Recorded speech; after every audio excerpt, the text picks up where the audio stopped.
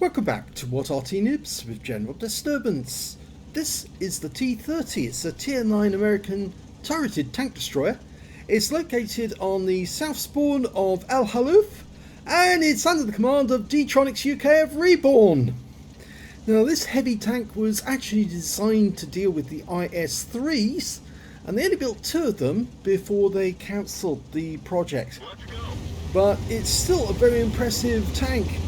It's one of a series of tanks, including the T32, the T30, the T29 and the T34, and they all differ from the sort of gun they've actually got mounted. You can see here Psycho 121 also in the T30, and it appears he's got the same gun as well, which is the 155mm, capable of doing 750 alpha, penetrating 276mm of armour.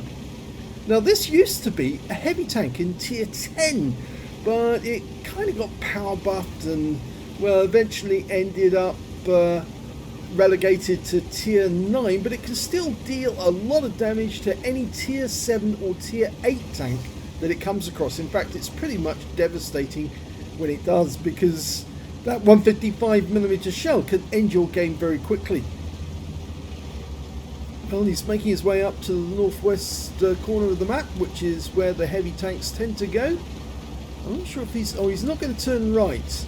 Some turn right and go into use their gun depression. This tank's got fairly good gun depression compared to some of its opponents. But he's actually going to take it up to this corner where gun depression really isn't a factor. Well, not so much.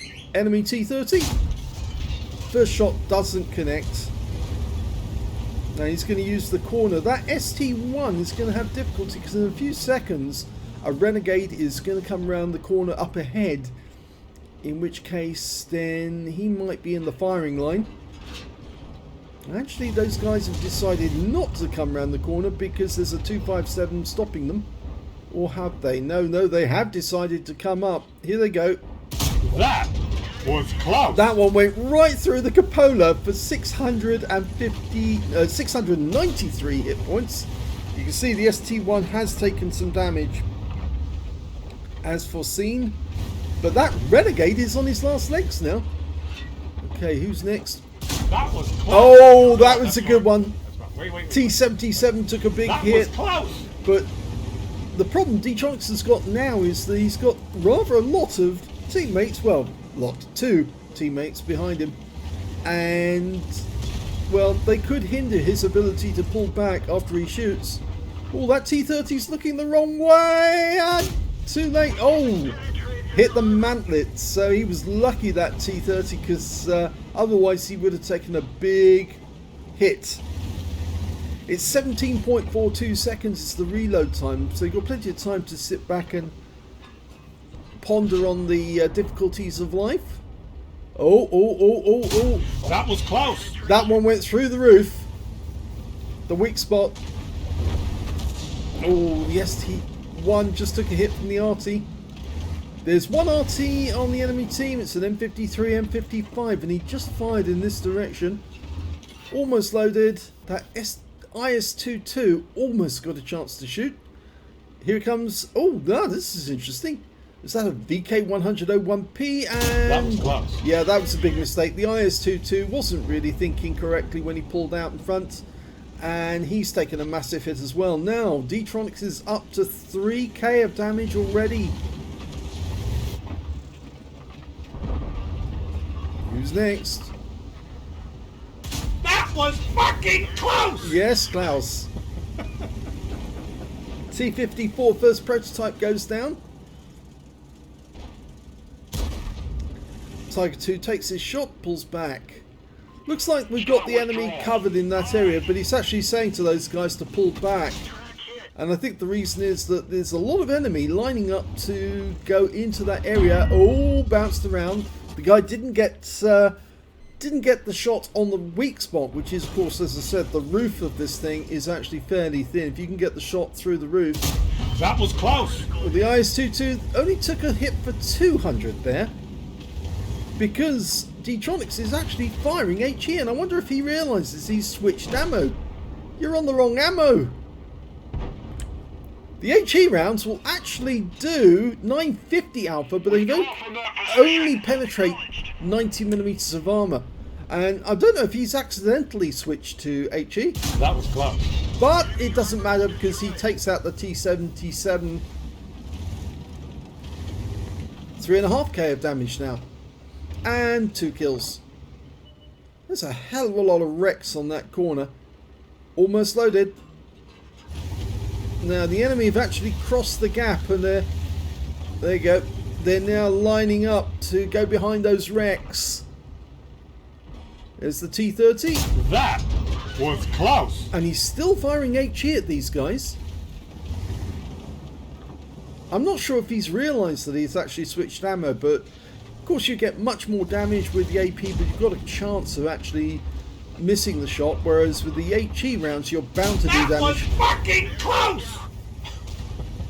That one definitely went through. Well, it blasted the turret to pieces.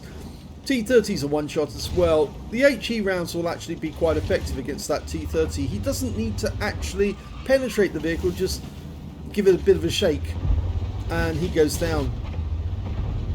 There's no enemy around the corner except the guys up high, and took that one right through the side. It would have been much nicer if he got the AP round, and the IS-3 behind us needs to learn to position himself so he's in line. And unfortunately D-Tronics is still firing the HE and he needs to be on the AP now for sure. He selected APCR for his next one, so maybe that was close. Well, only got 112 from the HE round, but he's now loading an APCR to go through the thick hull armor of the VK. And unfortunately the IS-3 has just met his doom, but that means that the T30 and the VK is still in reload, the T30 isn't, and he does get a pen on us for 8:32, and the VK now knows he's got at least 10 seconds. He does get one round in, but that's going to be the last round. Is it the last round? Well, we'll have to see. He's going for the weak spot. Aim for it, aim for it. That was close. Gets it, but unfortunately it doesn't kill the VK, and the RAM doesn't do any good because that's a 100-ton tank, and unfortunately the VK gets the kill on him. But he did fairly well during that game. He earned at least 20% of the enemy hit pool in damage, and he also picked up 4 kills. There goes the VK, so there's only 3 enemies left, and well, they're not that great. The char future for the M53, M55 and an SU-130 PM.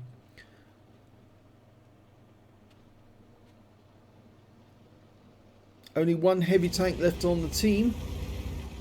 1 medium tank, the E50, and 1 tank destroyer, the Canonian Jagdpanzer 105.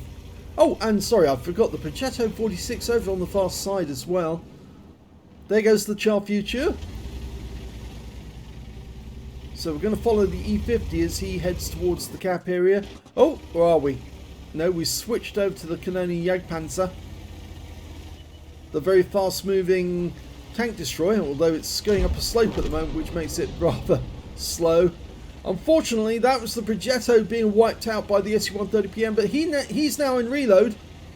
And he's going to be in reload for the next few seconds, but the Canonian Jagdpanzer is giving up his chance to get the guy while he's still unloaded. And instead, he hesitated, and that was a big mistake. And he'll probably pay for that by losing some hit points to that SU-130 PM.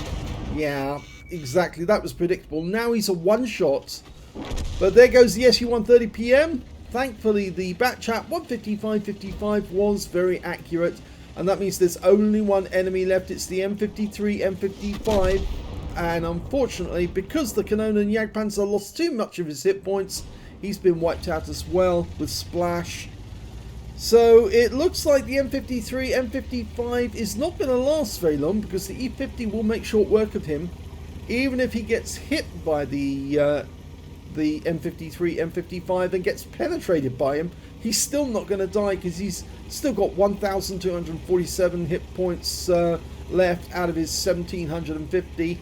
So basically he's just going to drive up and shoot the guy, regardless of what the M53, M55 does. So they are going to win this game, but it could have been over quicker if the Canonian Jagdpanzer had just driven straight up quickly and shot the SU-130PM before he was reloaded. Fantastic effort put in by D-Tronics to win. Okay, there's the M53. He's probably loaded by now, and that's one of the few Arty with gun depression. But the Bat Chat finishes him off as a courtesy. And that is the end of the game. So, ends as a wreck for D-Tronics, but how did he get on? Let's have a look at the end of battle stats. And here's the end of battle stats, and it was a first-class tanker for D-Tronics UK of REBRN in the T30. In fact, it's the first time he's had a first-class tanker in this game. He also managed to get a sharpshooter badge for getting 10 or more consecutive shots on the enemy, a fire for effect, a fighter badge for getting at least 4 kills, he got 4 exactly, and a bruiser medal for getting at least 5 critical hits, he got 5 exactly as well. And he did pick up the high caliber for dealing the most damage in that game, and his win rate from the battle was 9,297. If we look at the team score, we can see that he did 5,340 hit points of damage from that game. The next highest scorer being the IS-22 on his own team with 3,082, followed by the Kampfpanzer 50 ton with 2,968 hit points. When it came to kills, he had the highest number with 4. There was a lot of people with 2 kills apiece. And when it came to base XP, only 3 players managed to get above 1,000 base, and D-Tronics was at the top of them with 1,219. 1,153 to the IS-22 and 1,015 to the Kampfpanzer, that says the Kanonen Jagdpanzer 105. He fired 15 rounds in the game, got 14 direct hits and only 6 penetrations. Yes, it was all that HE that he was firing during the game. 9 splash. 5,340 hit points of damage, all of it done at close range. 5 hits received from the enemy, 3 of those penetrated, 2 non-penetrations, and 3 hits by way of splash damage. If only he hadn't been firing the HE towards the end of the game, although he was getting good kills with the HE, if he'd switched to the AP sooner, he might have done a lot of damage to that VK by shooting him in the side, because he probably would have got 750 hit points off that at the very least, and then he probably wouldn't have died to the VK afterwards. But also he might have been able to survive that encounter with the not survive the encounter, but he might have been able to get the enemy T30 without the enemy T30 taking 800 of his hit points away in that one shot. So he might have survived for longer.